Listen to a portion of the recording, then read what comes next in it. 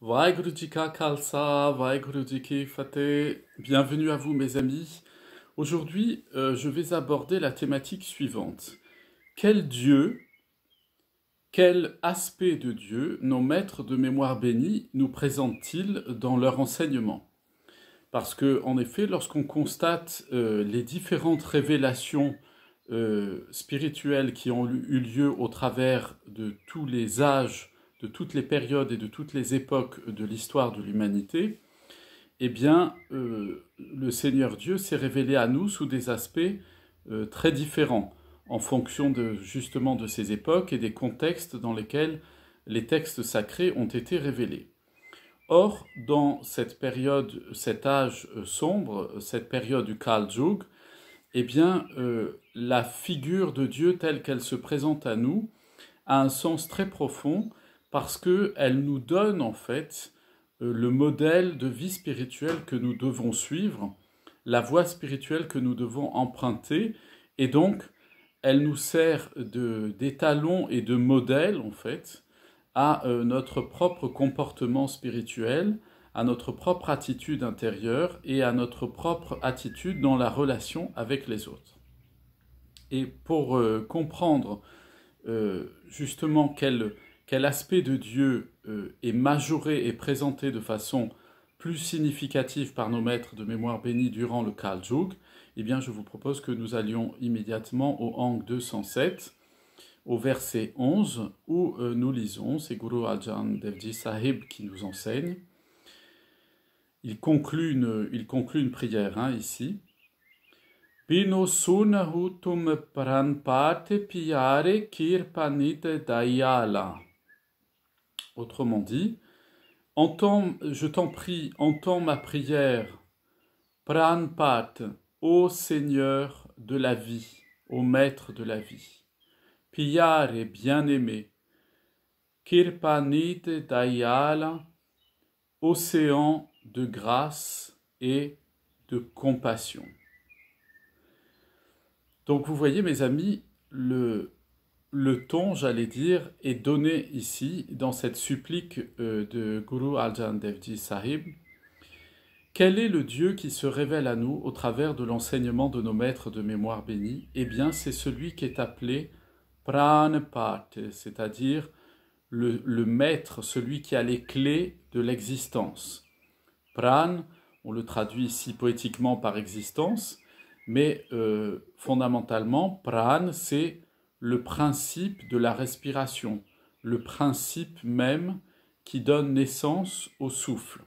Donc, le Seigneur qui se révèle à nous au travers de l'enseignement de nos maîtres de mémoire bénie, eh bien, c'est le Seigneur qui est à l'origine de tout ce qui existe, de toute vie, de tout mouvement, de tout ce qui a l'être, dira-t-on d'un point de vue plus philosophique, et il est appelé Piyare bien-aimé, Kirpa Nidayala, il est à la fois l'océan, Kirpa de la grâce, c'est-à-dire le fait de donner quelque chose par miséricorde envers quelqu'un.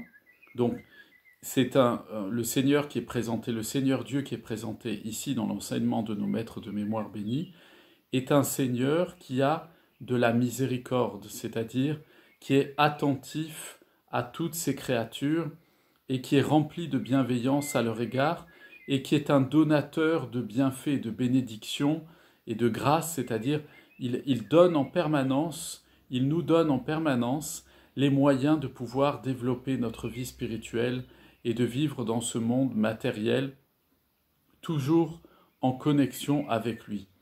Et sur un aspect important de cet océan de grâce, c'est qu'il est aussi nommé l'océan, il est Nidayala, c'est-à-dire il est l'océan de la compassion. Et ce point est vraiment très important à retenir dans notre vie spirituelle parce que la compassion est la source même de toute vie spirituelle digne de ce nom. C'est-à-dire que il semble assez, antagoniste de vouloir vivre une vie spirituelle et de se désintéresser totalement de tous les êtres de la création du Seigneur Vaheguru. Et la compassion, qui est nommée ici Dayal, Dayala, en sanskrit, Dayalam, ça signifie effectivement un amour bienveillant qui ne connaît pas de limites, qui ne se restreint pas, qui ne se réfrène pas et qui ne crée pas des compartiments dans lesquels il catégorise les personnes et range les gens et les êtres de la création du Seigneur Vaheguru. Donc, ici, Guru Arjan Devji Sahib nous explique que le Seigneur Vaheguru est d'abord la manifestation de ce Dayal, c'est-à-dire de cet amour sans fin, sans limite et qui ne s'épuise jamais. Et cette dimension-là, fondamentale du Seigneur Vaheguru, c'est celle qui doit se manifester en chacun de nous comme témoignage de notre vie spirituelle, plus exactement comme témoignage de la véracité de notre vie spirituelle. Ce serait nous illusionner nous-mêmes que de penser que nous avons une vie spirituelle et que nous détournons le regard de tous ceux qui nous entourent et de tous les êtres qui nous entourent. Comment mener une vie spirituelle si nous n'avons pas un cœur attentif aux besoins de toute la création du Seigneur Vaheguru? Alors évidemment, cela ne veut pas dire que, à notre niveau, nous dussions répondre à tous les besoins de toutes les créatures. Nous ne sommes pas Dieu pour cela, au sens où nous ne sommes pas la pleine manifestation sans limite et éternelle du Seigneur Vaheguru, mais nous sommes une de ses formes, limitée certes, mais une manifestation de lui-même dans un corps qui lui est limité, mais nous avons une capacité en nous qui est celle de pouvoir manifester de la compassion, c'est-à-dire un amour bienveillant envers tous ceux qui nous approchent, quels qu'ils soient. Parce que le Seigneur Vaheguru lui-même est semblable à une source d'eau. Le Seigneur Vaheguru ne change pas sa nature, quelle que soit la personne qui consciemment se connecte à lui à partir d'elle-même. Que ce soit chez le bon ou chez le mauvais, le Seigneur Vaheguru est toujours présent dans tous les cœurs de toutes ses créatures, dans tous les êtres qu'il a créés. Il se manifeste lui-même. Personne n'est loin du Seigneur Vaheguru. Personne n'est loin de Dieu. Ça appartient au monde de la dualité et des apparences. Et nous voyons que ici Guru Arjan Devji Sahib, lorsque il supplie le maître de la vie, le Seigneur Dieu, d'entendre sa prière, d'exaucer sa prière, de l'écouter, il l'invoque sous le vocable de Piyari Kirpa Nidayala, le bien-aimé, qui est un océan de bonté et de compassion, c'est-à-dire d'amour sans limite. Un océan, le mot employé pour exprimer effectivement la métaphore employée, c'est l'océan, parce que lorsqu'on regarde l'océan, on a une impression de non-limite en fait, d'une réalité illimitée. Eh bien, Guru Arjan Devji Sahib nous dit, le principe même qui anime la vie spirituelle, c'est cette compassion envers tous les êtres qui ne connaît pas de limites. Et lorsque on poursuit au Ang 208, un peu plus loin, c'est toujours Guru Arjan Devji Sahib qui nous enseigne, au verset 13, il est invoqué encore le Seigneur maître de la vie, le Pranapat, le Seigneur maître de la vie, et Guru Arjan Devji nous dit Taya Mahya Kar Pranapat More Mohi Anat Saran Prabtori. Autrement dit, je t'en supplie, sois bon et plein de compassion et compatissant au Seigneur de la vie. Je suis sans secours et je cherche ton sanctuaire. Saran Prabtori, je suis à la recherche de ton sanctuaire. Et là encore, le Guru Arjan Dev Ji Sahib nous montre un principe fondamental de la vie spirituelle, c'est que nous ne sommes, aucun d'entre nous n'est abouti spirituellement. Aucun d'entre nous n'est encore arrivé au but de sa vie spirituelle en cette vie-là.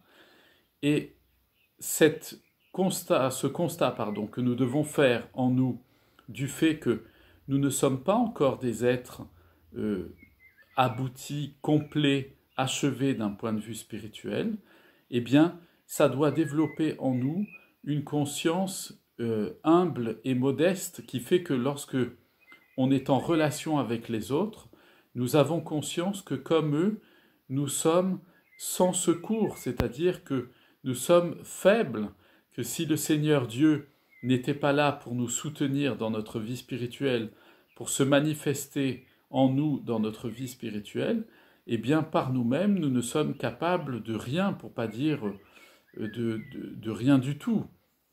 Et que c'est lui qui en nous fait jaillir toutes les dimensions qui sont nécessaires à notre dynamisme spirituel et à notre croissance spirituelle. Et on voit dans l'invocation de Guru Arjan Dev Ji Sahib Ji, eh bien, quand il dit « Je t'en supplie, sois bon et compatissant au maître de la vie ». Et donc, il nous montre qu'il y a un lien puissant entre le constat que nous faisons de la vie qui se manifeste en nous, indépendamment de nous-mêmes, et la réalité de notre vie spirituelle.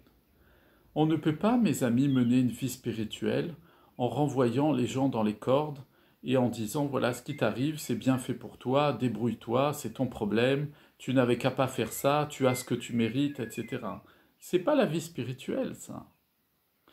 Ça, c'est le jugement. C'est le jugement qu'on porte à l'égard des autres, mais que la plupart du temps, pour pas dire tout le temps, on ne porte jamais sur nous-mêmes.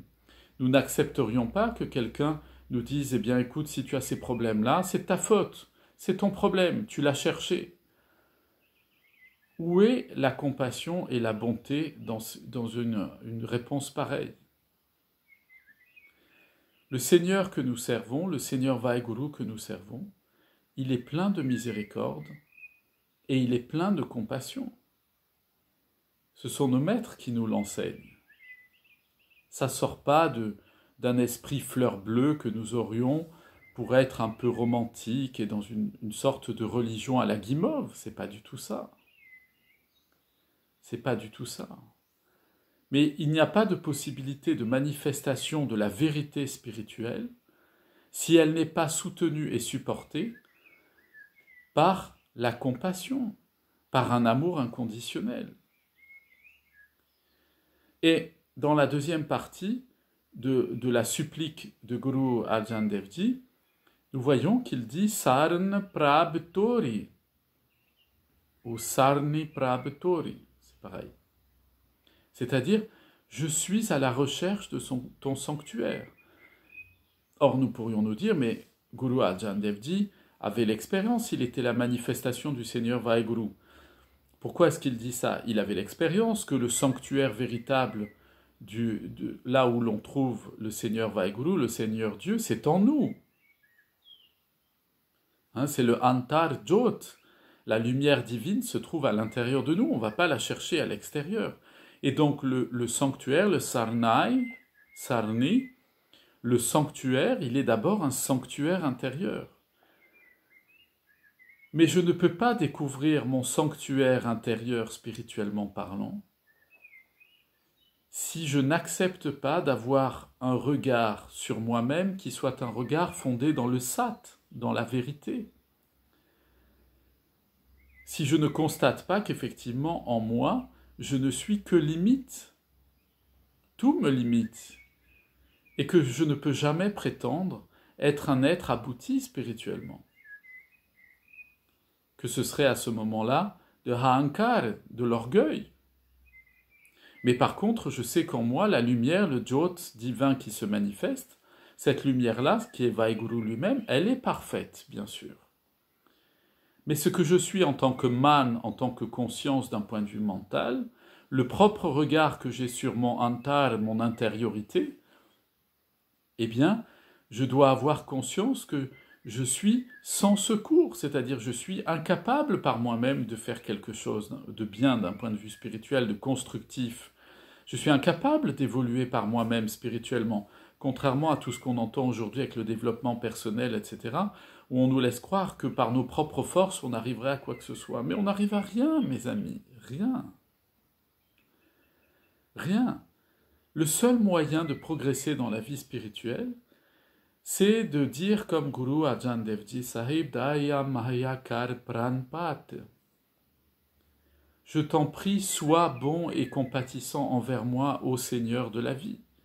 Ce qui veut dire que si tu l'es envers moi, Seigneur Vaheguru, alors que tu es présent en moi, je vais donc manifester dans ma vie à l'égard des autres de la bonté et un amour inconditionnel, que l'on appelle la compassion. Au Ank 220, au verset 16, nous lisons, c'est Guru Tegh Bahadur qui nous enseigne, Guru Tegh Bahadur Sahibji, qui nous enseigne Nanak ke hat gaye karuna me pav sagar ke par utarere. C'est-à-dire, ainsi dit Guru Nanak, chante le Seigneur de la compassion. Ici, il est appelé le Seigneur de la compassion. Le mot utilisé, employé par Guru Tegh Bahadur Ji, c'est Karuna. Karuna. Ainsi dit Nanak, chante le Seigneur de la compassion et traverse le terrifiant ou le terrible océan de l'existence. Et plus exactement, et ainsi tu pourras traverser l'océan inquiétant, angoissant de l'existence. Donc nous voyons que Guru Tegh Bahadur Sahibji nous appelle ici le Seigneur Vaheguru, il l'appelle Karuna. Il n'emploie pas le mot Dayal. Il dit Karuna. Karuna, qu'est-ce que c'est? Ça vient du sanskrit directement. Karunam, qui signifie celui qui est plein de tendresse. Vous entendez, mes amis? Guru Tegh Bahadur Sahibji appelle le Seigneur Vaheguru dans la période du Kal-Yug. Il dit qu'il est le Seigneur qui est rempli de tendresse. Et malheureusement, dans beaucoup de religions aujourd'hui, sur la terre, et personne, aucune d'entre elles, hélas, n'échappe à ça, parce que les religions sont toutes d'abord fondées sur le man, sur la pensée des hommes, alors que la voie spirituelle, elle est fondée sur le sat, sur la réalité de la manifestation du Seigneur Vaheguru. Eh bien, les religions ont toutes construit des doctrines, des systèmes de pensée, des systèmes philosophiques. Et Bhai Gurdas Ji, le secrétaire de Guru Arjan Devji Sahib, l'a expliqué très en détail dans son ouvrage qui s'appelle les chants, si vous voulez, les chapitres théologiques, les commentaires philosophiques et théologiques qu'il fait justement, notamment des grands systèmes de philosophie de l'hindouisme, mais de manière générale des systèmes philosophiques de pensée des religions. Et ici, Guru Tegh Bahadur, en employant ce mot de Karun, emploie le mot du Seigneur rempli de tendresse. Pourquoi? Parce que dans le Kal-Yug, si l'on se fixe sur la doctrine religieuse, eh bien tout de suite, on se fixe sur l'identité religieuse, et si on se fixe sur l'identité religieuse, on va induire tout de suite qu'il y a eux et il y a nous. C'est-à-dire il y a de la dualité, du Dvaita, de la séparation.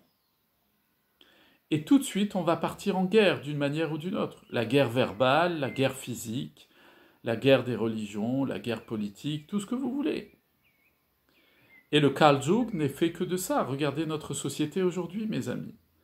C'est une société qui n'est fait que de conflits d'opinion, de conflits physiques, de conflits idéologiques, de conflits financiers, enfin, parce que chacun est campé sur son homé.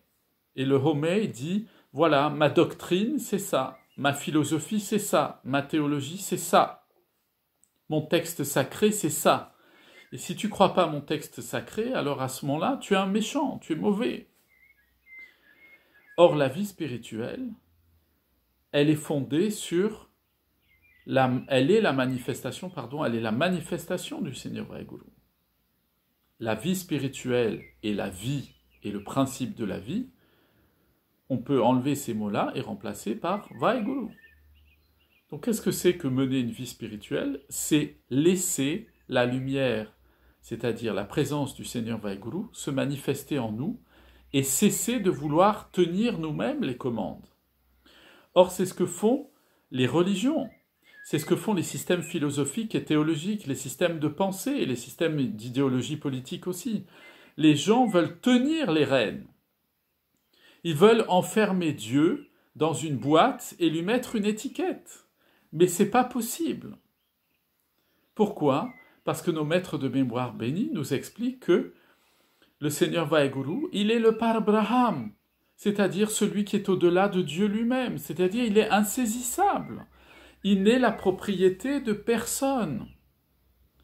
Qui est propriétaire de Dieu, mes amis? Si vous connaissez le propriétaire de Dieu, vous me donnez son numéro de téléphone, je lui demanderai son titre de propriété, son acte notarié qui me montre qu'il est propriétaire de Dieu. Or, quand vous écoutez les religions aujourd'hui, toutes les religions confondues, elles racontent toutes qu'elles sont propriétaires de Dieu dans leur manière de le définir, dans leur manière de dire il est comme ceci et il n'est pas comme cela. Il veut que tu fasses ceci, il ne veut pas que tu fasses cela. Mais ça, c'est du man. Ça provient du man. C'est de la manmat. Et nos maîtres, en commençant par Guru Nanak Dev Ji Sahib, a combattu cette idée-là. Quand je dis combattu, c'est-à-dire il a éveillé les consciences en disant à un moment donné, réveillez-vous. Vous faites confiance à des systèmes religieux. Vous faites confiance à des doctrines, mais tout ça, c'est l'invention des hommes. C'est structuré par l'esprit des hommes. D'ailleurs, dans toutes les religions, lorsque Dieu se révèle dans les religions et qu'il parle au travers des religions, il dit toujours la même chose. J'ai pas besoin de vos temples, j'ai la nature qui est mon temple. J'ai pas besoin de vos sacrifices d'animaux et de je sais pas quoi, parce que tous les animaux m'appartiennent. J'ai pas besoin que vous me donniez quelque chose de vos calendriers et de tout le reste, parce que la lune est à moi, le soleil est à moi, les saisons sont à moi, dit le Seigneur Vaheguru. Qu'est-ce que vous allez donner à Dieu? Qu'est-ce qu'on va donner à Dieu? Puisque même nous, on lui appartient. Quelle prétention de croire qu'on peut lui faire une offrande de quelque chose, parce que ça voudrait dire que c'est à nous. Or, l'offrande, qu'est-ce que c'est? Ici, dans le Shri Guru Granth Sahib Ji Maharaj, l'offrande, elle est appelée Kurban, le sacrifice. Et l'offrande, c'est la même chose. Mais qu'est-ce que c'est, le sacrifice et l'offrande? C'est de reconnaître que tout ce que j'ai n'est pas à moi, que tout est au Seigneur Dieu, que tout est à Vaheguru. Et dans les religions aujourd'hui, et dans les sociétés aujourd'hui, parce qu'on est dans le Kal Yuga, tout le monde pense qu'il offre des choses à Dieu, il donne des choses à Dieu, et il va prendre des choses à Dieu. Mon Dieu, donne-moi ça, mon Dieu, donne-moi ça, fais que j'ai ceci, fais que je réussisse mon concours, fais que j'ai cette voiture, fais que j'achète cette maison, etc. Mais qu'est-ce que c'est que cette folie? C'est pas ça la vie spirituelle, c'est pas demander à Dieu des choses pour se remplir le monde de matérialité, la vie de matérialisme et de matérialité. C'est pas ça la vie spirituelle. La vie spirituelle, c'est de reconnaître que tout vient du Seigneur Vaheguru lui-même, et que tout ce que nous avons, y compris nous-mêmes et notre propre vie, c'est lui. Donc on ne peut pas donner la vie à la vie, c'est pas possible. En tout cas, c'est une aberration que de penser, de le croire, c'est un mirage, c'est une illusion, c'est du maya, c'est le voile de l'illusion, le voile de la matérialité qui nous laisse croire qu'on a une emprise sur les choses, qu'on a la possibilité de tenir les choses. Et ici, Guru Tegh Bahadur Ji Sahib nous dit il dit chanter le Seigneur de la compassion, chanter Karun. Plus exactement, moi je le traduis tel qu'il est, alors souvent on dit le Seigneur de la compassion, mais Karun, c'est le Seigneur qui est plein de tendresse, chanter celui qui est rempli de tendresse. Et voilà, mes amis, ce qu'il manque le plus dans la vie spirituelle des gens aujourd'hui. quel qu'il soit, c'est de faire l'expérience de ce Karun, de ce Dieu plein d'amour, de miséricorde et de tendresse. C'est ça qui manque. Et quand on dit ça, souvent, moi je le vois, quand on parle comme ça aux gens, ils nous le disent pas, mais intérieurement ils se disent, ouais, bon, c'est un peu du jelly, hein, c'est un peu de la guimauve, de la gélatine sucrée. Mais c'est pas de la gélatine sucrée, mes amis. C'est la réalité de la vie spirituelle. Guru Tegh Bahadur, il l'appelle, il dit chantez le Seigneur de la tendresse. Chantez le Seigneur de la tendresse pour pouvoir traverser l'océan des angoisses de la vie. Parce que si vous n'êtes pas connecté en vous au Seigneur Vaheguru, qui se manifeste en vous sous la forme du Seigneur débordant de tendresse, mais vous allez passer une existence ou avec les nerfs, ou avec des angoisses, où vous allez finir votre vie complètement aigrie. Dieu vous en préserve.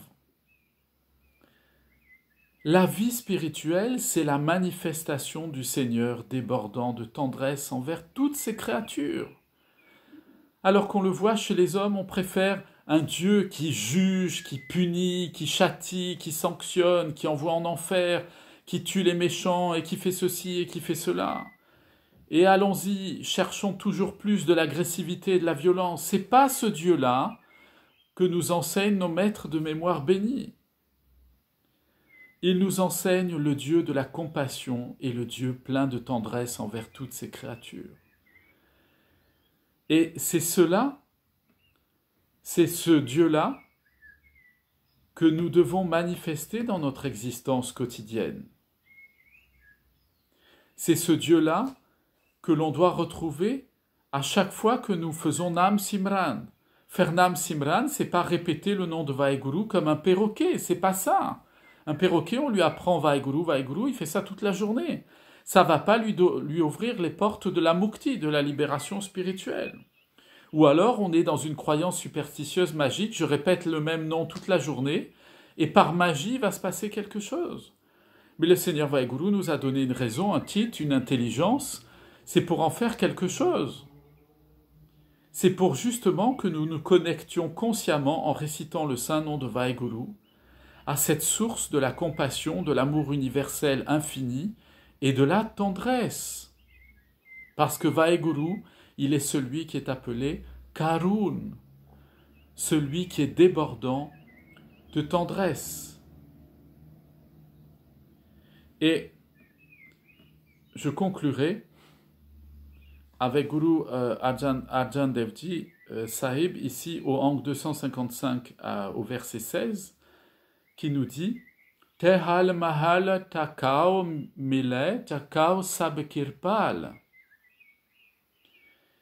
Il dit « Celui-là seul obtient le culte véritable du Seigneur, c'est-à-dire est vraiment dans une vie spirituelle véritable. Celui qui fait quoi ?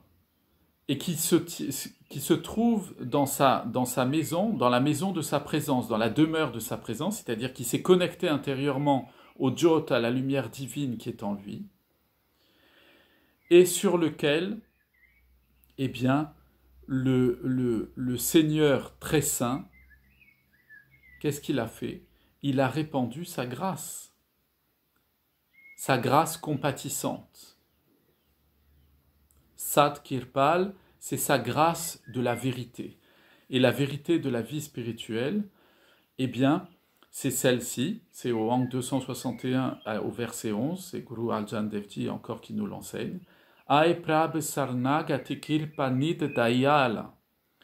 Ô Seigneur Dieu, je suis venu, j'ai atteint ton sanctuaire, je suis arrivé dans ton sanctuaire, je me suis connecté intérieurement à toi. Ô Seigneur plein de pitié, de miséricorde, Nid Dayal, océan de la compassion infinie, océan de l'amour qui est sans limite.